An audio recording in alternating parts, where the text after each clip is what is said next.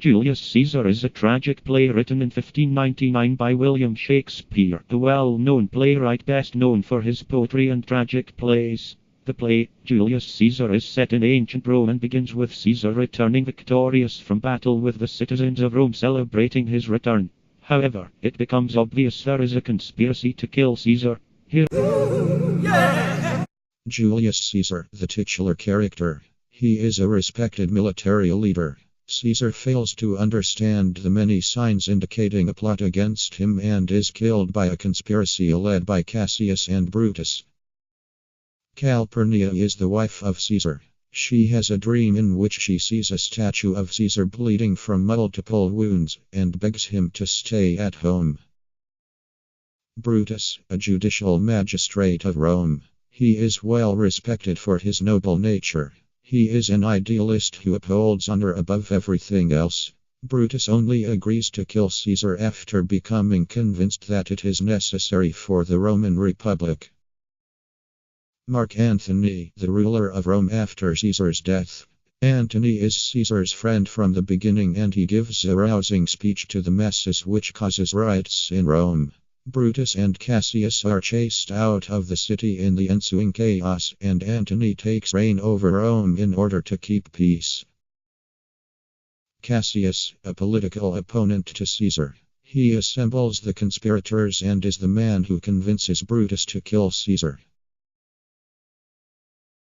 The soothsayer, who warns Caesar of his impending doom on the Ides of March, but his warnings are ultimately ignored. Throughout the play, there are themes of persuasion, the responsibilities of leadership, and one's public and private identity. Shakespeare explores each theme elaborately to show how they affect the plot and characters. Almost everyone seems to be trying to convince someone else of something.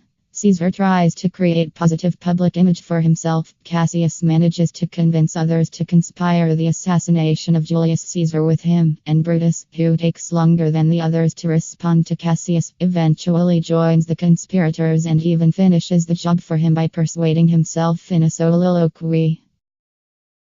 Shakespeare shows the reader what could happen if the ruling class no longer had a unified vision and lost sight of what it meant to be Roman. The characters of the play lose touch with the tradition, glory, integrity, and stoicism of their past. Note the way that Cassius used the memory of that glorious past to persuade men to become conspirators, and the way the actions of the conspirators do or do not return Rome to its golden age. We are able to see both the private and public sides of Caesar and Brutus. Caesar is a powerful, confident man who leads great armies and effectively rules the Roman Empire, yet he is not without weakness. He is highly superstitious and ultimately proves to be human when murdered by his closest friends. Similarly, Brutus is strong and refuses to show weakness when in public, whether it be speaking to the plebeians or leading an army into battle. However, we see through his intimate conversations with his wife Portia and with Cassius that Brutus is often unsure of himself. Being able to remain calm and confident was key to being an important figure in ancient Rome.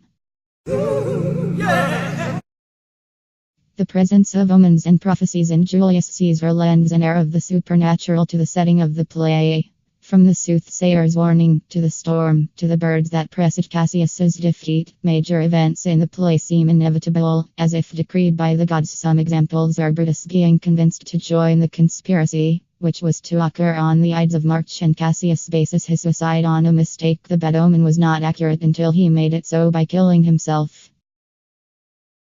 In Julius Caesar, the human body is used as an analogy multiple times. The conspirators call Caesar's autocracy a sickness that must be cured. The sleepless Brutus speaks of the rebellion in his body mirroring the rebellion he plans, and Calpurnia's dream about Caesar's bleeding statue is reinterpreted to mean that Rome draws its life from Caesar, as if his health were synonymous with the city's. Physical strength and weakness is important too.